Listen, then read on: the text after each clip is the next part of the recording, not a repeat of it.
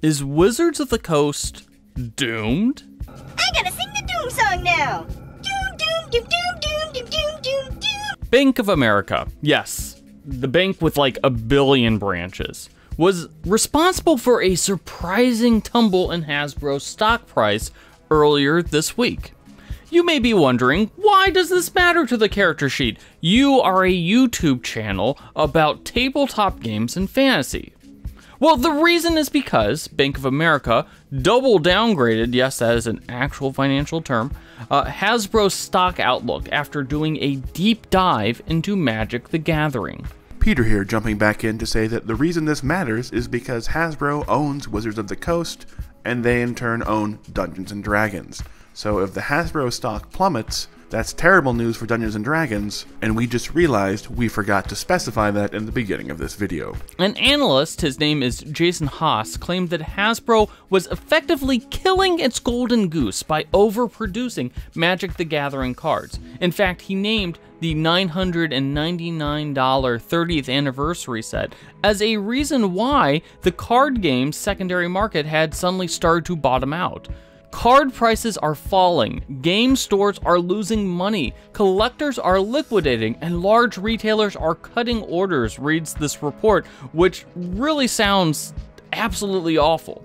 And notably, in this report, it talks about how Magic has released 39 sets in 2022 alone, up from 15 in 2019.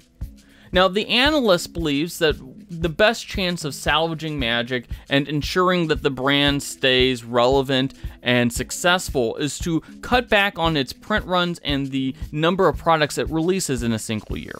Now, I personally think that Bank of America's portents of doom are a bit overstated. As someone who covers tabletop news on a regular basis, the report brings up some valid points, but honestly, it kind of feeds into the naysayers and the ultra Magic fans a little bit too much. But I will note that many of the complaints about Magic can also be said about Dungeons & Dragons, which Hasbro sees as another major brand for its company and its long-term success. Dungeons & Dragons, for instance, has gone from releasing 4 books a year to 5 books a year. Now, that might not seem much, but when you count all the accessories and the other products that Wizards is also producing, there are a lot more D&D things being produced by Wizards of the Coast now than, say, 4 or 5 years ago.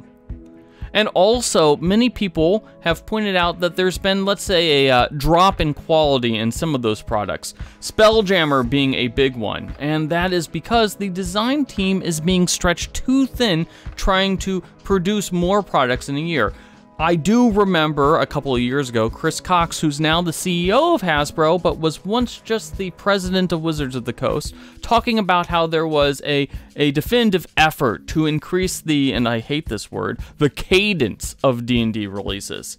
And even if those releases didn't always seem to be what the fan base actually wanted. Those Magic of the Gathering campaign setting books were cool, but I don't think anyone really asked for them. How about no? Keep in mind, there are also some unsavory rumors about how Wizards will try to corner the Dungeons & Dragons market with this upcoming 1D&D edition relaunch. There are talks about how supposedly, and I use this word supposedly very strongly, the open game license will be dropped to prevent third-party material from being made for 1D&D. And there's also rumors that somehow D&D Online will be the only digital toolset able to be integrated with 1D&D. You're a monster! Now, these are rumors, and Wizards has said nothing about any of this. But some of these rumors are likely driven because people see how Wizards of the Coast treats Magic the Gathering, and they assume that they will try to do the same thing to Dungeons & Dragons as they attempt to build up another billion-dollar brand.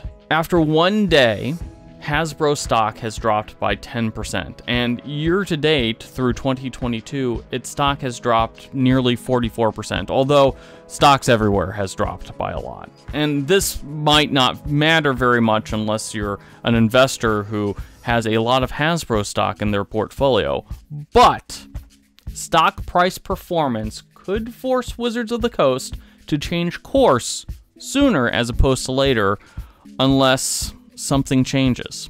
Hey, if you want to stay up on the latest Dungeons & Dragons news, and really any tabletop news, why don't you hit those like and subscribe buttons, so that way you never miss a tabletop and fantasy update. Do you like Elden Ring? Do you like board games? Do you remember that there's an Elden Ring board game coming out to Kickstarter? A few weeks ago, I had the chance to talk with the lead designers of Elden Ring the board game, which is being produced by Steamforged Games, about how combat in this game will work. You may recall that combat in Elden Ring the board game will not use any dice. Instead, it will use an interesting 2-deck system. One deck being made up of actions that your character can take, and the other deck made up of effects that happen when you hit with an attack. Now, the action deck is made up by cards, which is determined by your equipment and your class, and the effect deck will functionally be determined by what your stats are and how you level up your character throughout the game.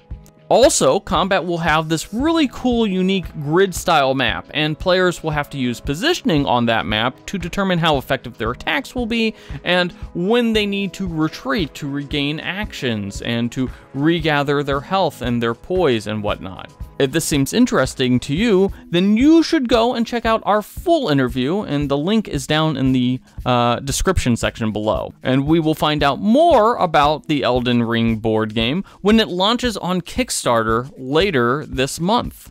So, do you think Wizards of the Coast is in trouble?